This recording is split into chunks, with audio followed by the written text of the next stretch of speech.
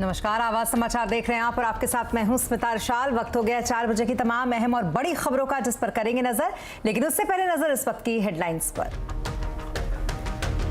Putin ने दी परमाणु हमले की चेतावनी। अमेरिका समेत पश्चिमी देशों से कहा रूस को हल्के में ना ले। युद्ध के बीच देश को किया संबोधित। संयुक्त राष्ट्र महासभा में अमेरिका और फ्रांस ने की पीएम मोदी की तारीफ। एनिमल मैक्रोन ने कहा पीएम मोदी ने सही कहा, ये समय युद्ध का समय नहीं। कांग्रेस अध्यक्ष चुनाव की गहमा गहमी बढ़ी। आज सोनिया से मिलेंगे गहलोत। शशि थरूर भी जुटे चुनाव की तैयारी में।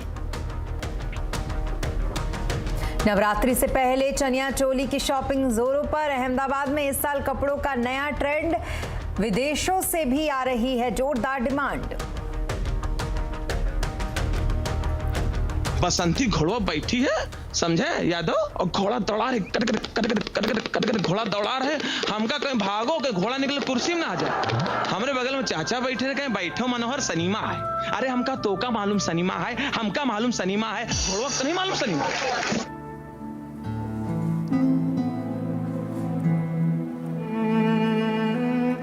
चले गए हम सबको हंसाने वाले राजू श्रीवास्तव। 58 साल की उम्र में निधन। प्रधानमंत्री ने दी श्रद्धांजलि।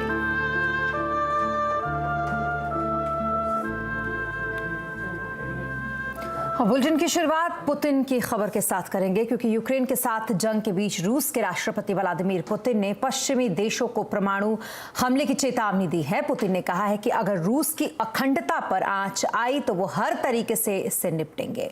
पश्चिमी देश में अपनी सीमा लांघ चुके हैं। पुतिन ने अमेरिका समेत पश्चिमी देशों को धमकी देते हुए कहा कि कोई भी परमाणु हमले की चेतावनी को हल्के में ना ले।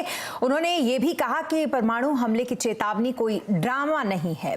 रूस पर खतरा मंडराया तो परमाणु हमला भी कर देंगे। इसके अलावा पुतिन ने यह भी कहा कि उनका लक्ष्य डॉनबॉस को आजाद कराना है। वो डॉनबॉस में अपनों की सुरक्षा के लिए हर संभव साधन जुटाएंगे। पुतिन ने युद्ध के लिए अधिक संसाधन और सैन्य टुकड़ियों को शामिल करने का ऐलान भी किया है। रूस में हथियारों के उत्पादन को बढ़ाने के लिए फंडिंग का आदेश दिया गया है।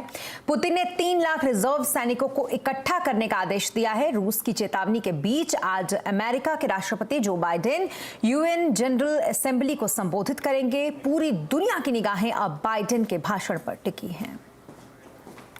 और इधर अमेरिका और फ्रांस ने प्रधानमंत्री नरेंद्र मोदी की जमकर तारीफ की है। अमेरिका के राष्ट्रपति राष्ट्रीय सुरक्षा सलाहकार जेके सुल्लिवन ने कहा कि पीएम मोदी ने समरकंद में रूसी राष्ट्रपति पुतिन से जो कहा वो पूरी तरीके से सही था।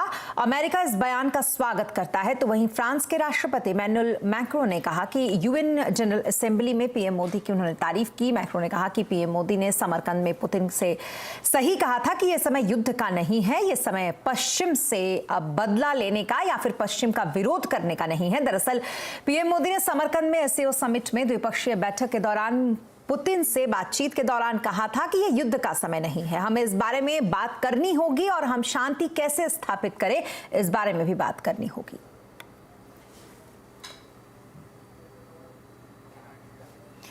और अब बात करेंगे मॉनसून की। राजस्थान और कच्छ से मॉनसून की वापसी शुरू हो गई है, लेकिन अभी भी 8 राज्य में मॉनसून की बारिश में कमी देखी जा रही है। इसका असर फसलों की बुआई पर भी हुआ है। खबर पर ज्यादा जानकारी के लिए हमारे साथ हैं असीम मनचंदा। असीम, क्या कुछ जानकारी है इस पर? देखिए, मानसून ने राजस्थान और कच्छ से अपनी वापसी की शुरुआत जो कर दी है। 2016 के बाद ये पहला मौका है जब मानसून जो है इतनी देरी से अपनी वापसी जो कर रहा है। अगर मैं इस साल मानसून की बारिश की बात करूं तो पूरे देश में सामान्य से 7% ज्यादा बारिश जो है वो देखने को मिली, लेकिन इसका डिस्ट्रीब्यूशन जो है वो काफी अनइवन था। 8 राज्य है जहां पर की मानसून की बारिश में कमी जो है वो देखने को मिली, जहां पर डेफिशिएंसी जो है अभी भी बनी हुई है। खासतौर पर इसमें उत्तर प्रदेश, बिहार, झारखंड, पंजाब, दिल्ली शामिल है। साथ ही नॉर्थ ईस्ट के 3 राज्य जो है वो भी शामिल है। तो इसका सीधा सीधा असर जो है धान की बुआई के ऊपर देखने को मिला। अब तक धान की बुआई जो है 4.5% के आसपास जो है पिछले साल के मुकाबले जो है पिछड़ रही है। इसका असर उसके उत्पादन पर भी देखने को मिलेगा। पिछले साल के मुकाबले उत्पादन जो है 6 से 10 लाख मीट्रिक टन जो है धान का जो है कर सकता है। सब्जियों के ऊपर इसका भी काफी असर जो है देखने को मिलेगा। खासतौर पर कई राज्य ऐसे हैं जहां पर आपको बाढ़ जो है देखने को मिली, लेकिन कई राज्य ऐसे हैं जहां पर डेफिशिएंसी जो है अभी तक बनी हुई है। जानकर मानते हैं कि मानसून के रिटर्न के बाद तो कोई भी ऐसा मौका जो है वो नहीं होगा जिससे कि बारिश का पैटर्न जो है वो सही जो है हो पाए। तो कुल मिलाकर के इस बार जो है उत्पादन जो है थोड़ा सा जो है घट सकता है, जिसका कि असर आने वाले दिनों में बढ़ेगा। जी बहुत शुक्रिया तमाम डिटेल्स के लिए आपका असीम। और अब बात मार्केट की करेंगे। मार्केट फेड के फैसले से पहले कारोबारी हफ्ते के पहले दिन बाजार में उतार चढ़ाव देखा गया। मार्केट का अपडेट लेते हैं यतिन से। यतिन बताइए क्या कुछ रहे आज मार्केट के हाइलाइट्स। तो देखिए पिछले 1-2 दिनों से बाजार में थोड़ी मुनाफा वसूली का मूड है, थोड़ा बहुत नर्वसनेस है, क्योंकि आज फेडरल रिजर्व यानी अमेरिका की सेंट्रल बैंक का ब्याज दरों पर डिसीजन है। उसके पहले थोड़ी बहुत आपको बाजार में पोजीशंस हल्की होती हुई दिखाई दी। अगर हम एनएससी के एडवांस डिक्लाइन रेशियो भी देख ले तो 1:3 था, यानी 1 बढ़ने वाले शेयर के सामने 3 गिरने वाले शेयर। एफएमसीजी सेक्टर को छोड़ के बाकी सभी सेक्टोरल इंडिसेस आपको लाल निशान में बंद होते हुए दिखाई दिए। मोर इंपॉर्टेंटली अगर आप देखें तो बैंक्स, मेटल्स और फार्मा शेयरों में जम के आज बिकवाली का माहौल रहा। जी इसके अलावा यतिन आपसे सेक्टर्स भी समझना चाहेंगे, कौन सा सेक्टर्स आज तेजी में दिखा, कहाँ दबाव रहा? तो देखिए अगर हम निफ्टी की बात करें तो यहाँ आपको एफएमसीजी स्टॉक्स का दबदबा दिखेगा। ब्रिटानिया, HUL, ITC जैसे स्टॉक्स में आपको 1.5 से 3% के बीच में तेजी दिखी। इसके अलावा बजाज फाइनेंस, फिनसर्व जैसे स्टॉक्स में आज खरीदारी का माहौल रहा। लूजिंग एंड पे आपको काफी सारे दूसरे स्टॉक्स दिखेंगे, लेकिन मिड कैप गेनर्स में अगर आप देखें तो सेंट्रल बैंक ऑफ इंडिया लगभग 6.5% ऊपर, Sterling Wilson Solar, Krishna Institute of Medical Sciences, Solar Active जैसे स्टॉक्स में आपको 5 से 6% की तेजी दिखेगी। लूजिंग एंड पे काफी सारे सीमेंट स्टॉक्स आपको दिखेंगे, खास करके ACC अंबुजा जहां 6 से 7% की गिरावट थी। इसके अलावा नोवोको और जेके सीमेंट, इन दोनों स्टॉक्स में भी आपको ऊपर के लेवल्स पे भारी बिकवाली आती हुई नजर आई। जी बहुत शुक्रिया तमाम मार्केट अपडेट के लिए यतिन आपका। तो ये तो रहा मार्केट का हाल। अब दुनिया के बाजारों की नजर आज रात होने वाले फेडरल रिजर्व बैंक के फैसले पर है। क्या आ सकता है फैसला, बताने के लिए हमारे साथ है नीरज वाजपेयी। नीरज जी आज क्या फैसला हो सकता है फेड का?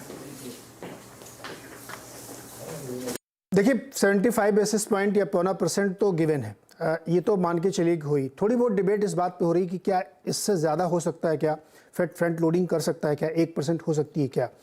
ये एक बड़ा महत्वपूर्ण सवाल है। इसमें जो तमाम व्यूज़ हैं, सर्वेज हैं, वहाँ पे अलग अलग सर्वेज होते हैं, उसमें करीब 18-19% लोग ये बात मानते हैं कि शायद 1% तक फ्रंट लोडिंग वो कर दे। दरअसल फेड के सामने एक बहुत बड़ा चैलेंज है कि ये लगातार तीसरी हाइक की तरफ वो बढ़ रहे हैं और उसके बावजूद अभी तक इन्फ्लेशन उनके कंट्रोल में नहीं आया है। लास्ट जो नंबर आया था वो एक्सपेक्टेशन से ज़्यादा था। हाउसिंग में कोई नरमी अभी देखने को नहीं मिल रही है। जॉब मार्केट बहुत ही स्ट्रांग है, वहाँ पे कंज्यूमर स्पेंडिंग स्ट्रांग है। तो फेड क्या एक ऐसा कदम ले सकता है जिससे एक बार में थोड़ा सा एक जर्क दे और इस इन्फ्लेशन को नीचे लाए? क्योंकि ये एक ऐसा मुद्दा उसके सामने बन गया है कि अब चर्चा ये होने लगी है कि इन्फ्लेशन के बिहाइंड द कर्व है, फेड कंट्रोल नहीं कर पा रहा उसको। तो अगर 1% करेगा तो क्या होगा और 0.25% करेगा तो क्या होगा? देखिए मार्केट ने 0.25% को डिस्काउंट कर रखा है, मान के चल रहा है कि इतना तो हो सकता है, इतनी तो तेजी हो सकती है। लेकिन इसके साथ जो कमेंट्री, जैसा आपने जिक्र किया कि बोलेंगे क्या वो बहुत इंपॉर्टेंट है। अगर वो कमेंट्री के साथ ये कहते हैं कि ठीक हमने 75 बेसिस पॉइंट किया है, लेकिन अगली बैठक में भी इस तरीके के फैसले हो सकते हैं क्योंकि डेटा अभी भी उतना कंफर्ट नहीं दे रहा है, तो मार्केट के लिए बहुत निराशा की बात होगी। क्योंकि जो रेंज मान के चल रहे हैं लोग कि नवंबर तक होगी, वो 3.5 से 4% की रेंज लेके चल रहे हैं। तो अगर 175 बेसिस पॉइंट बढ़ता है तो 3% हो जाएगा और 1% बढ़ता है तो 3.25% होगा। तो यानी नवंबर में एक गुंजाइश और बढ़ने की होगी, 3.5 से 4 की रेंज अगर लेके चल रहे हैं तो इसलिए मार्केट थोड़ा सा डरा सहमा हुआ है। यूरोपियन मार्केट भी इसीलिए गिर रहे हैं। दूसरा, अगर आप थोड़ा क्यूज लेने की कोशिश करें तो आप देखिए 2 साल का जो उनकी बॉन्ड यील्ड है वो एकदम से शूट अप कर गई है। 10 साल की बॉन्ड यील्ड वो 3.5% से ऊपर शूट अप कर गई है। इसके साथ ही गोल्ड में बहुत तेज गिरावट देखने को मिली है, $1700 के नीचे आ गया, वो $1750, 1675 के आसपास ट्रेड कर रहा है। तो गोल्ड जो कि इन्फ्लेशन का हेज माना जाता है, तो ये 2 क्यों ऐसा दिख रहे हैं कि शायद कहीं बैक ऑफ माइंड में ये हो सकता है कि फेड फ्रंट लोडिंग करे और 1% तक की बढ़ोतरी कर दे ब्याज दरों में। अगर ऐसा होता है तो मार्केट के लिए शॉकर होगा और बाजार इसको अभी पूरी तरीके से डिस्काउंट नहीं कर रहा है। इसीलिए बाजार में आप देखिए तो भारी वोलेटिलिटी कल भी हुई थी यूएस में। पहले 500 पॉइंट गिरा, फिर थोड़े से रिकवर हुआ, 300 पॉइंट नरमी के साथ बंद हुआ। तो ये फैक्टर्स हमारे सामने अनवील होंगे 11:30 बजे रात में जब प्रेस कॉन्फ्रेंस करेंगे जेरेम पावेल फेड चेयरमैन, तब ये पता चलेगा। लेकिन बिल्कुल आप सही कह रही हैं कि कितना बढ़ेगा ये तो मुद्दा है ही है। कमेंट्री बहुत इंपॉर्टेंट, सबसे ज़्यादा इंपॉर्टेंट कमेंट्री है कि अगर उन्होंने ये कह दिया कि हम अभी इस सिलसिले को जारी रखेंगे तो शायद मार्केट के लिए ज़्यादा निराशा की बात होगी। जी, बहुत शुक्रिया तमाम डिटेल्स के लिए नीरज जी आपका। और अब बात मनी कंट्रोल की, जिसके यूजर्स के लिए एक बेहद अच्छी खबर है। आप अमेरिकी बाजार को रियल टाइम ट्रैक कर सकते हैं या कर पाएंगे। शेयर का लाइव भाव हो या फिर एडवांस चार्ट हो या फिर उनकी फाइनेंशियल सेहत, सभी आपको आपके ऐप में अब मिलेगी। अमेरिकी बाजारों की डिटेल कवरेज के लिए मनी कंट्रोल में लॉग इन करें और जानें। और अब बात ग्लोबल बाजारों में सोने की करेंगे, जो 29 महीने के निचले स्तर पर फिलहाल पहुंच गया है। फेड के फैसले से पहले क्यों टूट रहा है सोना, ये बताने के लिए हमारे साथ है मनीषा गुप्ता। मनीषा जी, क्या कुछ डिटेल है इस पर? जी शुक्रिया। हाँ, सोना यहाँ पर 29 महीने के लोज पर कारोबार कर रहा है और अगर आप भारतीय बाजारों में देखें तो 50,000 रुपए प्रति 10 ग्राम का लेवल हमने बहुत इजीली यहाँ पर टूटता हुआ भी देखा है। दो इंपॉर्टेंट चीजें, एक तो यूएस फेड की जो मीटिंग है, 75 बेसिस पॉइंट का जो रेट हाइक है वो बाजार में फैक्टर्ड इन है और वो ऑलरेडी हमने प्राइसेस में यहाँ पर आता हुआ देखा है। लेकिन जैसे कहा गया कि पूरी गाइडेंस नवंबर की जो होगी उसके ऊपर बाजार का ध्यान है। अगर नवंबर में ये माना जाएगा कि 50 बेसिस पॉइंट की रेट हाइक है तो सोने में आप कुछ ठहराव आता हुआ देखेंगे। अगर फिर से 75 बेसिस पॉइंट की हाइक होगी तो क्लियरली सोना यहां से और गिर सकता है और बाजार को लगता है कि $1600 पर आउंस के लेवल्स भी आप यहां पर बनता हुआ देखेंगे। और अगर शायद 25 बेसिस पॉइंट की रेट हाइक होती है तो इसका मतलब है कि इन्फ्लेशन की चिंताएं खत्म हो चुकी हैं और सोना उस लिहाज से काफी भाग सकता है। तो नवंबर को लेकर क्या गाइडलाइंस हैं, क्या गाइडेंस है, उसके ऊपर यहां पर ध्यान रहेगा। एक और चीज आज जो है वो है डॉलर इंडेक्स को लेकर, वो 20 साल के हाईज पर कारोबार कर रहा है। हमने 110.80 का all time high dollar index में बनता हुआ देखा। रुपए की अगर बात करें तो आज रिकॉर्ड क्लोजिंग हुई है। जापानीज येन 24 साल के लोज पर है, पाउंड स्टर्लिंग 37 साल के लोज पर है, कैनेडियन डॉलर, न्यूजीलैंड डॉलर यहां पर 2-2 साल के लोज पर भी हैं। तो इन सब का असर हमने सोने में इस लिहाज से पड़ता हुआ देखा है। भारतीय बाजारों में क्लियरली फेस्टिवल डिमांड के चलते ये भाव अच्छे नजर आते हैं, लेकिन यहां से भी उठापटक जारी रह सकती है। एज ऑफ नाउ माना यह जा रहा है कि 48,000 पर 10 ग्राम का जो भाव है भारतीय बाजारों के लिए एक बेहतर सपोर्ट का काम कर सकता है। जी, बहुत शुक्रिया तमाम डिटेल्स के लिए आपका मनीषा जी। और यहाँ रुकेंगे एक छोटे से ब्रेक के लिए और ब्रेक के बाद बताएंगे कि आखिरकार क्या होगा कांग्रेस का। और ब्रेक के बाद एक बार फिर आपका स्वागत है। अक्टूबर में होने वाले कांग्रेस अध्यक्ष पद के लिए गहमा गहमी अभी से शुरू हो गई है। माना जा रहा है कि ये मुकाबला गहलोत बनाम शशि थरूर हो सकता है। पूरी कहानी समझते हैं पल्लवी घोष से। पल्लवी जी, क्या चल रहा है? क्या अब गहलोत और थरूर का मुकाबला होगा और अगर ऐसा होता है तो राजस्थान का क्या होगा इसमें?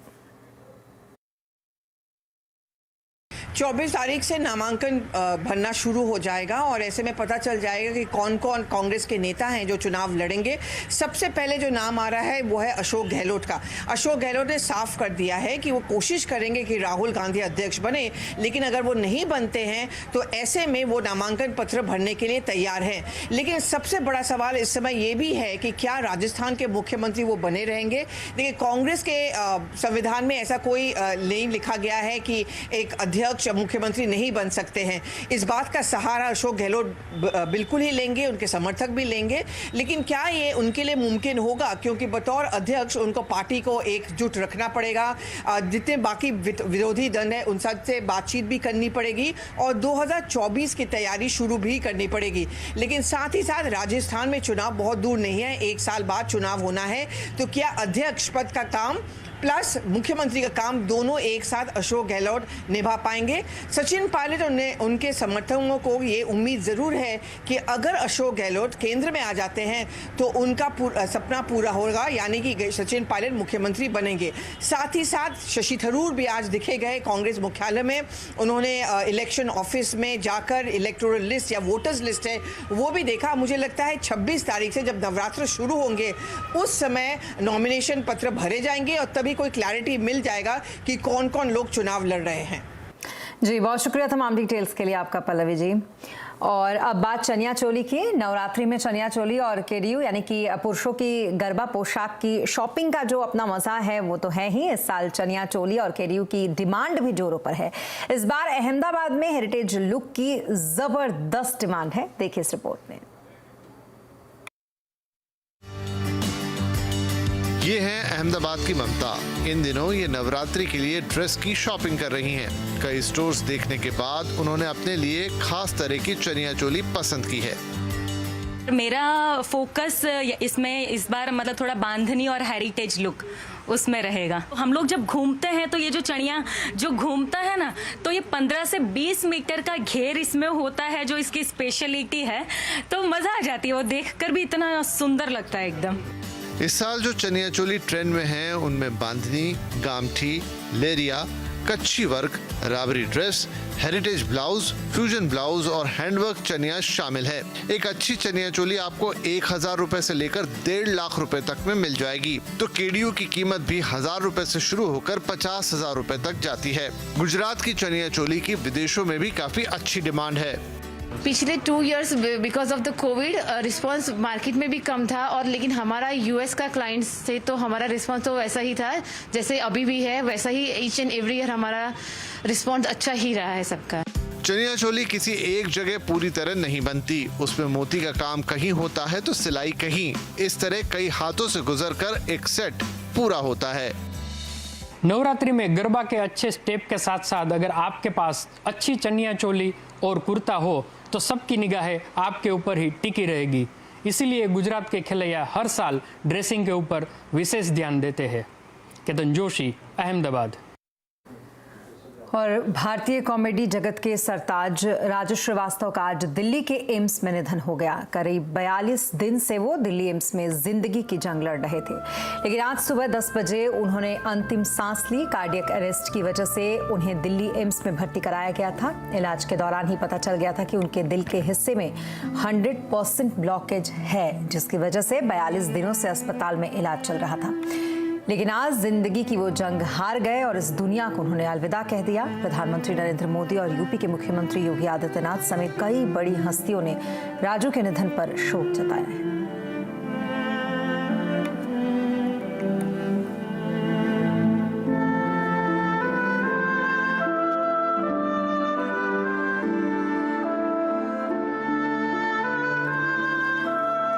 इसी के साथ इस बुलेटिन में फिलहाल इतना ही, लेकिन खबरों पर लगातार अपडेट के लिए आप बने रहें CNBC आवाज के साथ। नमस्कार।